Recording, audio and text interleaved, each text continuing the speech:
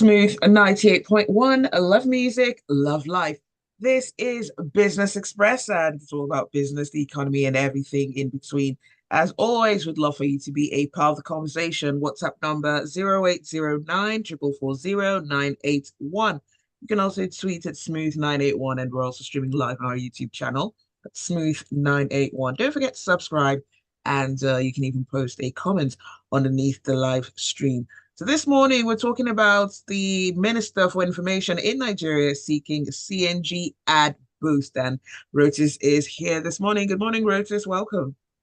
Good morning, Zibby. Good morning to everybody out there. Good to be with you all on a Tuesday.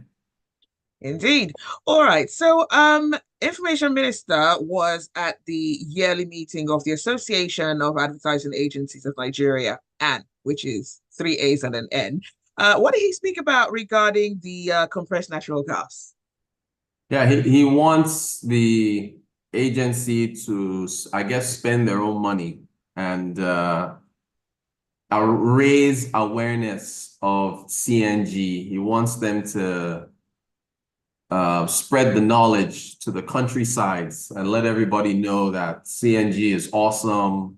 It saves money as fuel costs are high. Everybody convert to CNG. That's what that, and he wants them to, the content creators, the jingle makers, everybody that's part of that industry, which, for us voiceover people, you and I, we've all been there. So he wants them to spread the word, spread the gospel of CNG around the country, evangelize, CNG evangelism. That's what he wants. That's what he wants them to do. Okay. So how exactly does he want the body to go about this, though?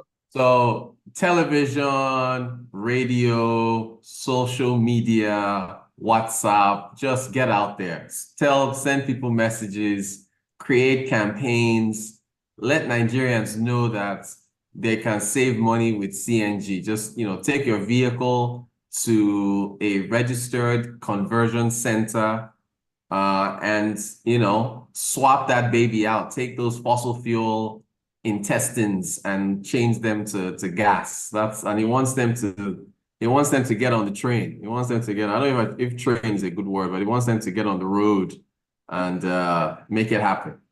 All right. So, I mean, for a lot of people who don't have much idea on how this works and, the benefits, can you tell us the merits, really? Yeah, I mean, you basically put a gas cylinder in the trunk of your car, and you no longer have to pump fuel into your car. You're now driving around using compressed natural gas.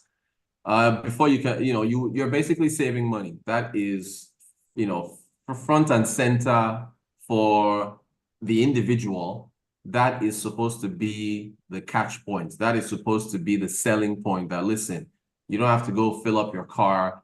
I mean, Zibby, you drive an SUV. I drive an SUV. We both know what we're Unfortunately, spending. It helps us with potholes and floods. I'm true. always grateful when it rains heavily in Lagos and people's cars are stuck. And I'm like, oh, thanks Zeus, I can get through this puddle. But the fuel costs are high for people with larger cars. And so the first selling point is saving money. The second saving point is the environment. We know that fossil fuel vehicles emit carbon monoxide into the atmosphere. If you're stuck in a garage with a car that's on, you're going to expire, right? So these are poisonous gases that are being emitted into the atmosphere. They affect, of course, the climate. They're impactful with respect to climate change. Although comparing us to the industrialized nations of China, the US, we're not emitting as much, which is kind of unfair that Africa is not as big a pollutant, but yet is disproportionately impacted by climate change when you look at droughts and all these other things affecting us. So yeah, those are the two main selling points. It's supposed to save you money it pays for itself over the long term. And two, it is environmentally friendly. All right. So you're saving the cost of petrol or diesel to run your car. How about the cost of the conversion, though? Yeah, that's the sticking points. Before the devaluation of the currency, I think it was anywhere from you know, 600,000 or so. But now here it's, you know, it's upwards closer to 1 million, I think, or maybe even more. Now I'm a little murky on the details. I believe the government, I don't even know if they said this. What they said they would either let it be, they would cover the cost of it. I don't think they can when you think about the number of vehicles that are out there. But it's a high upfront cost in terms Mm. of trying to get it converted. And so that's for a lot of people who in the middle of the cost of living crisis, where inflation is rising, food prices, which are your number one priority on Maslow's hierarchy of needs, food, clothing, and shelter.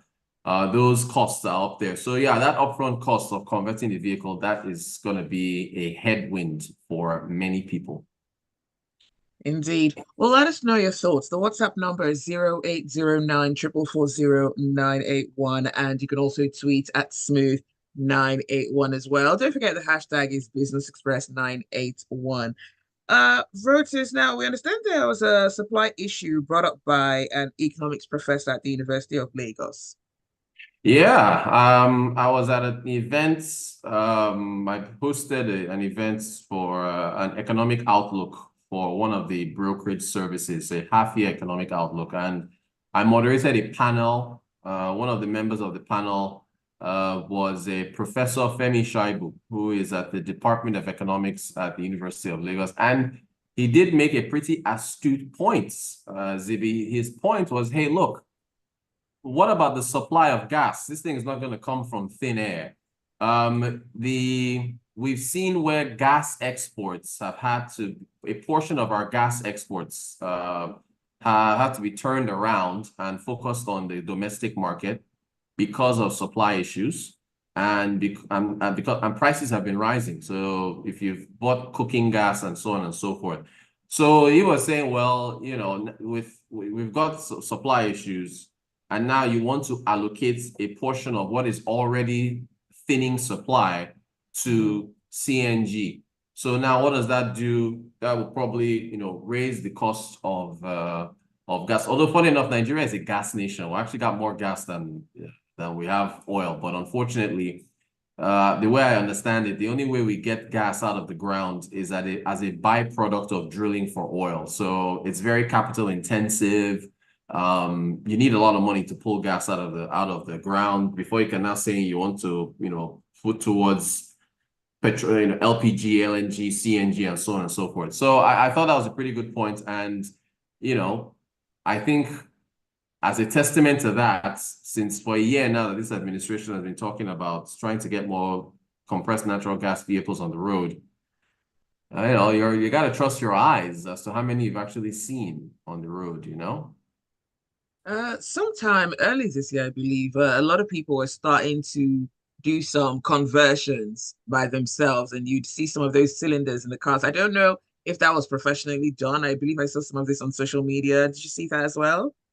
Well, no, I haven't seen, yeah, social media is one thing, but to actually Mm, see, I am yet to actually see anyone using a, a CNG vehicle that's been converted. I haven't actually seen one with my own eyes. I haven't driven mm. in one. You know, folks, for anybody listening, that if you've converted your car recently or you've seen one, I would be happy to hear from anyone out there. So, I mean, that tells you that this is a process that's not going to just happen overnight.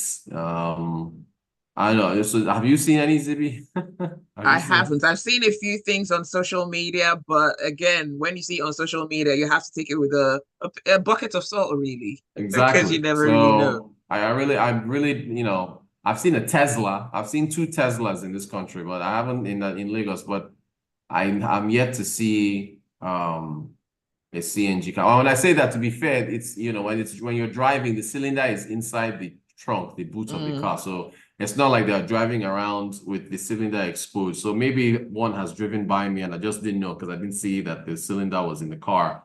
So, but yeah, you know, this is a process. It's a long process. Indeed. All right. Let's see. What could we actually be doing as people to basically work with our public transportation system? At least work on decongestion, really. Yeah, I see all this talk about CNG this and CNG that and transportation. Look, do I want to drive every day? There are people who are driving right now and listening to us on radio in their vehicles. Do they want to drive every day? If we had a more reliable transportation system, then we wouldn't, because and I know as much as government is trying to, and I guess you can decentralize this to the states.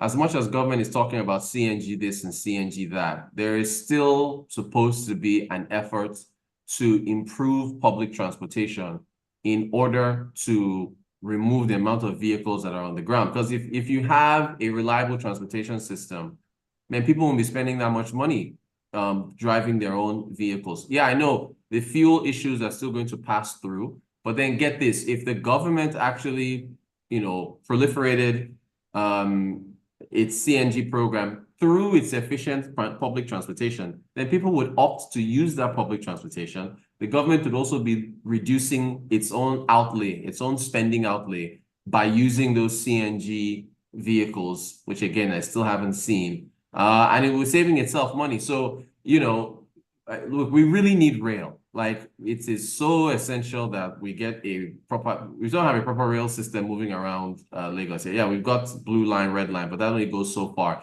So that really needs to be expanded.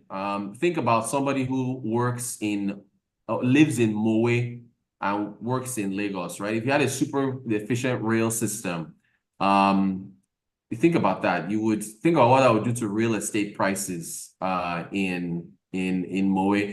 Think about how you spread people out just with having a proper rail system where you can just hop on a train, come and work in Lagos, hop back on the train and go back home to Moe. I mean, there are so many advantages to having a decongested transportation system. So that's still something that shouldn't be forgotten in all these conversations that we're having about CNG and so on. All right, I've got a question coming through on WhatsApp. Gerard says, and it's Rotus, not Rotus. What is the difference? What's the difference between CNG and LPG? Are they the same thing? No, they're And not. No, they're right. not. So I mean, by nature, I believe that one of them is heavier than the other. So And I'm CNG not is cleaner.